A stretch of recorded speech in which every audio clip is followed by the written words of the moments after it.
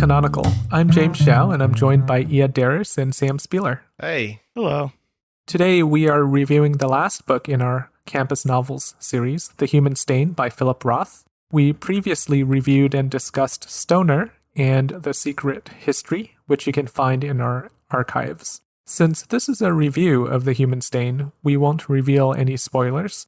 If you haven't read the book yet, do keep on listening. If you want to join our discussion, you can find our book club on Reddit by searching for Canonical Pod, one word. And we are also on social media at Canonical Pod.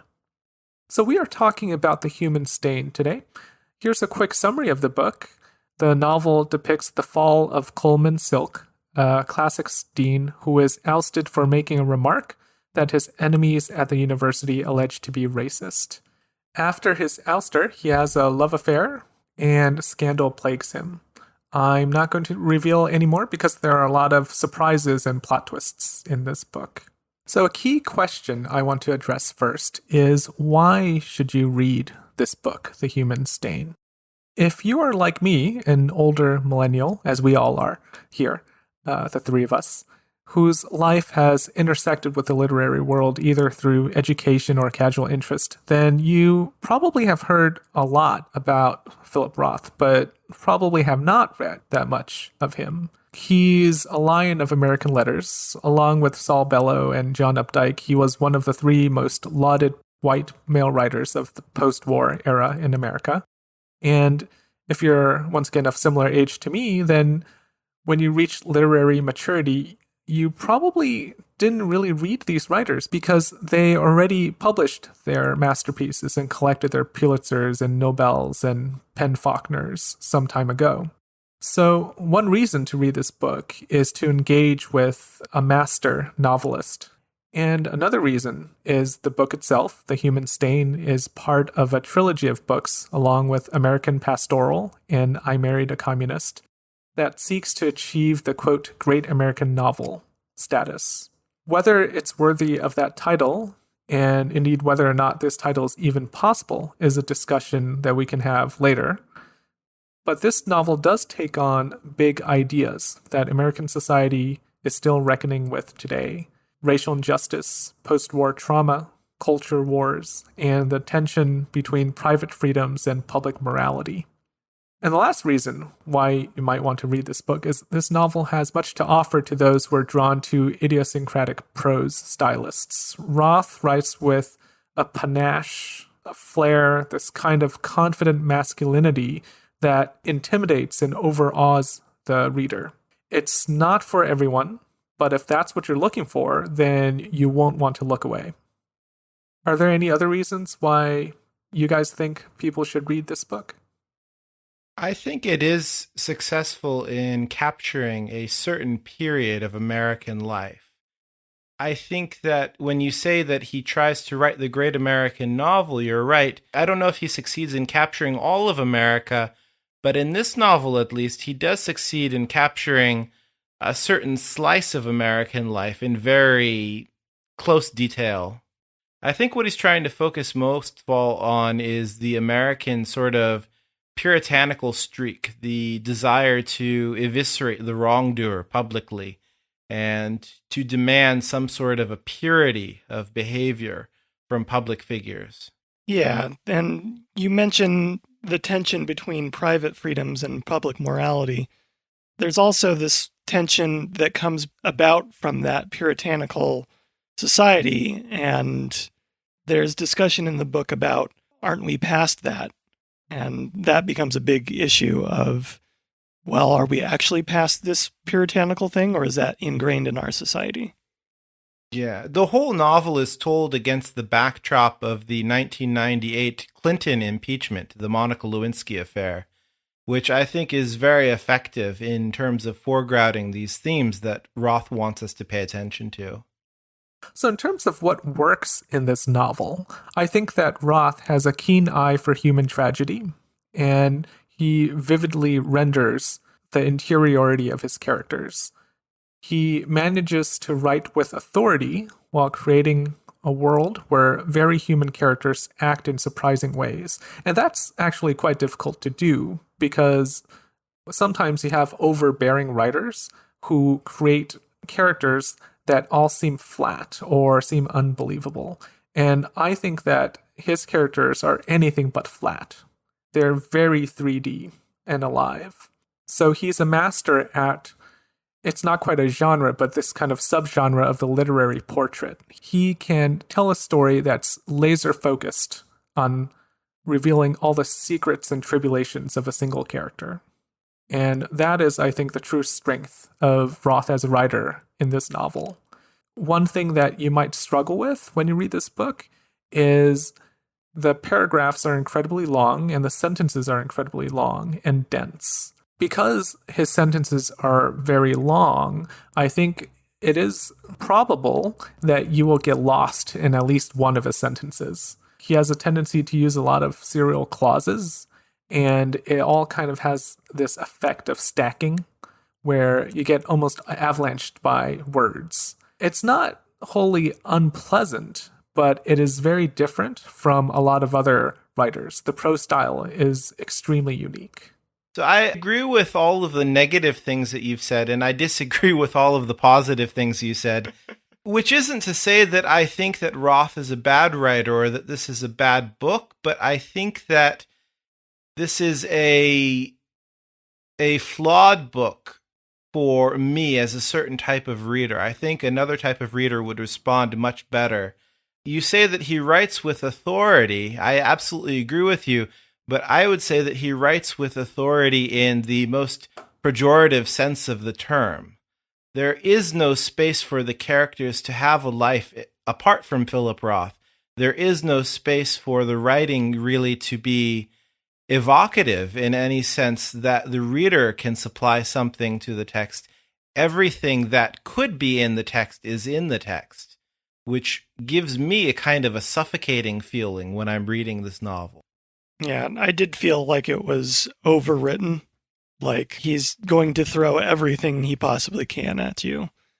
I think some writers approach a subject matter similar to a scientist with a microscope or a magnifying glass. And I think he approaches it with a pair of tweezers and a scalpel. Like he kind of slices up all these different ideas or these characteristics, and he takes each and excises it. It's very strange. I know what you mean when you say like it leaves little room, but I think what's interesting is that he kind of investigates every single slice of that character. Yeah. It's very unique. And I agree, it doesn't leave a lot of room for the reader, but I think it invites the reader to contemplate the pastiche rather than to fill in the blank, if that makes sense. The reader isn't invited to examine the subtext. Instead, the reader is asked to look at something that is very full and to contemplate its entirety. And I think you're right, it's very different from reading subtext. Roth tends to throw a bunch of things on the page, and he wants you to think that they're all very important things. But as Iad pointed out, this is going to hit home with a lot of readers, but I am not one of those readers. This style of overwriting and kind of browbeating you into submission, this is not a terribly long book. It's just very long-winded. Paragraphs will go for entire pages. You don't step outside a character's head very often. You're inside someone's head so much. I think that my impression, well, I agree with what you're saying. My impression is more formed not just on the writing style, but also on the way that the story is told. You're saying that we don't step outside of the character's head, but I never have the feeling that we're stepping outside of Roth's head. I feel like all of the characters in this novel are just avatars for Philip Roth himself. Now, they are round characters, and they are very fully realized because he spends so much detail realizing every aspect of them, but I do feel in a sense that they're all kind of straw man characters that are meant to stand in for all of the different points of view in this political drama that he's trying to tell with this kind of racially charged scandal at Athena College that Coleman Silk is embroiled in. And my sense is always that it's very insightfully done. I don't think that Philip Roth is lacking in insight, but I do feel like he is not particularly fair to the people who have opinions different from his. You said that the characters are well-rounded, and I agree. Do you feel like the characters are very different from each other? I think that they're different from each other, but when I say that they're avatars for Philip Roth, what I mean is that the way that situations are presented to them and the way that they react to those situations is meant to highlight a specific point of view, which is Roth's point of view. And it's not entirely a fault of the writer, because if the writer's persona on the page is meant to embody a certain point of view, Roth has absolutely done it. I was clear from the beginning how Roth felt about everything that was happening. And a lot of people would say that's what you want from fiction. Like, he has a point of view, he has a style, he's always himself. And I think that that's a very confident thing for a writer to do. So I can't fault him for that, but I can say it's not for me. It's not for the type of reader that I am. Right. This is something we'll get into more in our discussion section next week, but the reason I ask about the distinction between voices is I felt that even though they were rounded out, each character does have their own point of view. I think this goes along sort of with what you were saying, that each character, I think because of the treatment they're given, because we step into their heads so much, they tend to all blend together, not because they are all the same, but because the treatment of them is all the same. I suppose, yeah, that might be a bit more accurate. I would say that the tone throughout the novel is the tone of an elderly and very serious and very intelligent white man. Yes. Even when we're talking about Fanya, who is much younger than the other characters, even when we're talking about people who aren't white and we're talking about people who come from other countries, there is always a point of view which brings Roth to the table. Roth is never absent from Roth's book. Right. One of the issues I had is also very similar to that. He has a lot of good points. He has a lot of very good ideas, but they tend to get lost in the elocution. Yes. They tend to get lost in the verbosity and overabundance of complicated sentence structures. Yeah. In just being very wordy. I think it's also clear that when you're reading this novel that it's not sloppily written. It's not overlong because Roth can't control himself. It's long on purpose. And I think that at this stage in his career, I don't think there was an editor willing to face him and say, look, you've written too much. I think that he's one of those writers that was very confident early on, and he was awarded for that confidence early on, and he became unstoppable. Well, and this is going to strike home with a lot of readers. There are people that really enjoy this style of writing. But yeah, it sounds like we agree that it is not really for the two of us, possibly the three of us. Yeah, I mean, I'm much more minimalist in my own writing style and in the kind of novels and stories I consume. So I agree, it's not exactly for me. I wouldn't go out of my way to read Philip Roth, I'd say. But I would say that one thing that is interesting, there isn't a lot that's left unsaid, but I think it does call into question what actually happened. I think by the end of the book, you have a general idea of the plot, but the actual facts of what happened is not totally spelled out for you. So there is some mystery in the book, I think. Well, part of why that was weird to me is that there are a number of big plot points that we spend a long time dissecting. But then there are also a lot of major points, twists, and details that are very important that are told in kind of a background sort of way. So to your point, there are things that aren't super clear, and some of that is because it's kind of lost in the subterfuge. It's on purpose. There are details that are tossed aside because of the way one of the characters is talking or thinking. And if you skip over that, you're going to miss something big. I have to say, I didn't get the same impression when I was reading. For me, it was always pretty much turned up to 11, always with the same intensity.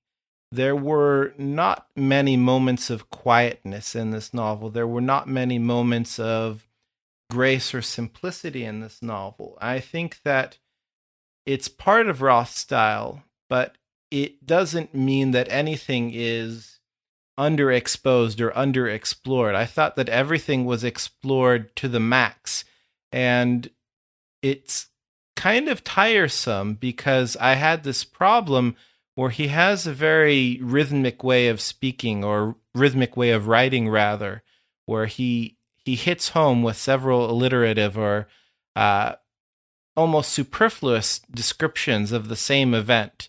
And it's very masterfully done because he is dissecting it so ably, like because he is so skillful and so careful in choosing his language that it works so well. You get a very clear picture of what he wants to say, but there isn't the same rhythm when it comes to emotion.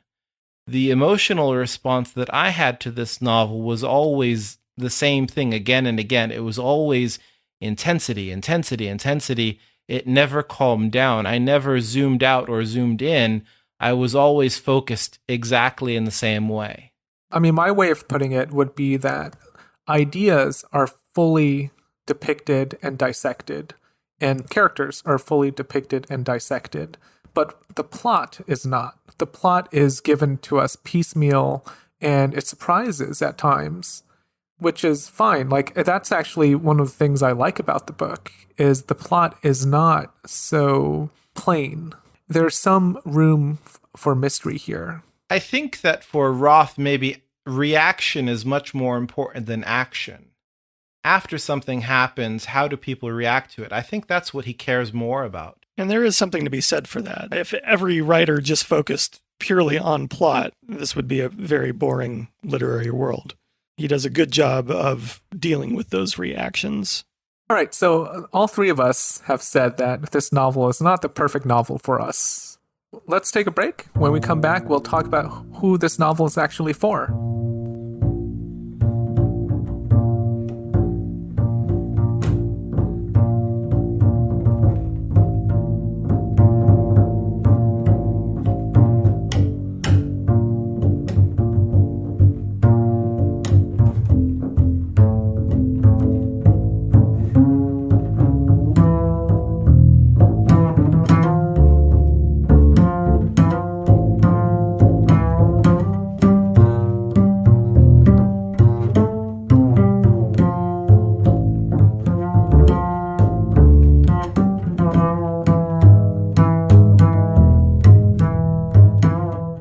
Welcome back.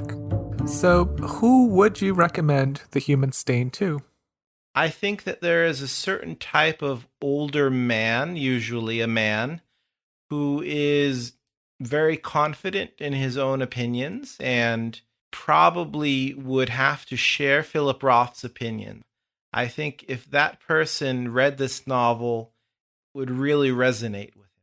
I think there are also people that really enjoy the sort of, I called it overwriting, but another person might just call it loquacious or Maximalism, right? maximalism. Yeah, I didn't want to use that term, but yes. There are certainly people that will enjoy that a lot more.